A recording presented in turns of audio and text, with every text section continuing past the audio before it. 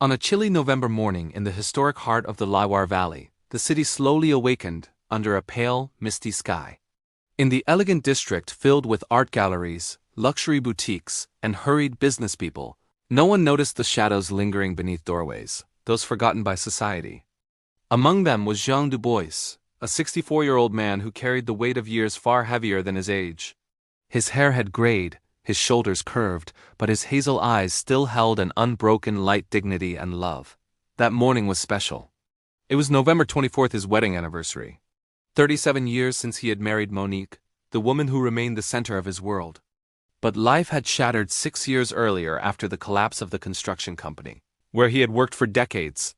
Unemployment hit, savings disappeared, family drifted away, and Monique's health deteriorated. Now they lived under a bridge at the eastern end of the city, surviving on little more than love and hope.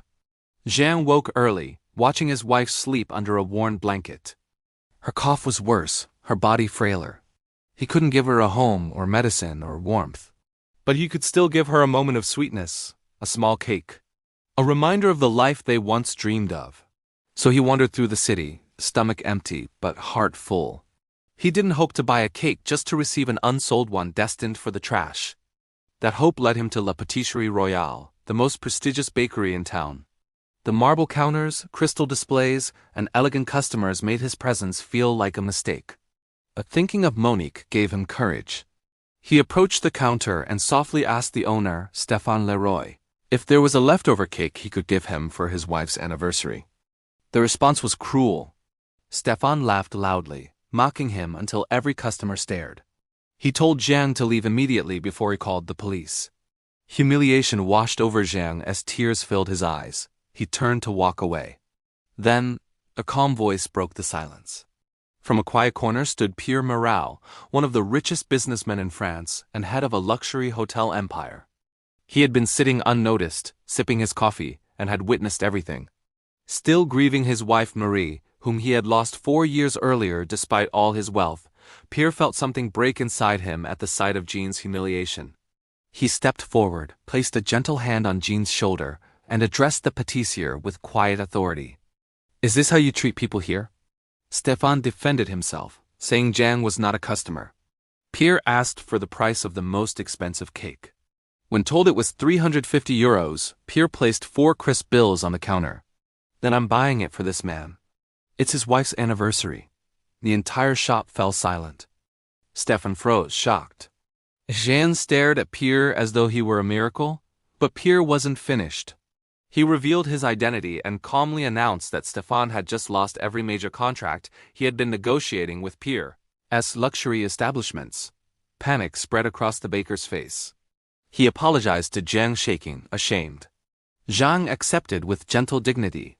Pierre then invited Jean to sit and share a coffee. As Jean told his story, his loss, his love, his fight to protect Monique, Pierre felt something shift inside him. Jean's devotion reminded him of what truly mattered, of the love he had lost and could never reclaim. Pierre asked to meet Monique.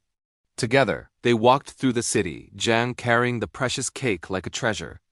Under the bridge, Pierre saw Monique lying on a thin mattress. When she saw Jean returning, her face lit up with a pure, radiant love that took Pierre's breath away. It reminded him of Marie. They shared the cake, talked, laughed, and opened their hearts. Before leaving, Pierre made an offer, a job as concierge at his luxury hotel. With a furnished apartment included and medical care for Monique, paid by him, Jean was speechless. Pierre simply said, "This morning you reminded me where true wealth is found." The next day, Pierre's vintage Citroën arrived to take them to their new home. Monique began proper treatment, and her chronic illness slowly receded. Jean became a dedicated hotel employee. Pierre visited often, sharing meals, stories, and a human warmth he had long forgotten. Inspired by Jean and Monique, Pierre founded the Marie Durand Foundation, dedicated to helping the homeless. He asked Jean to join its board.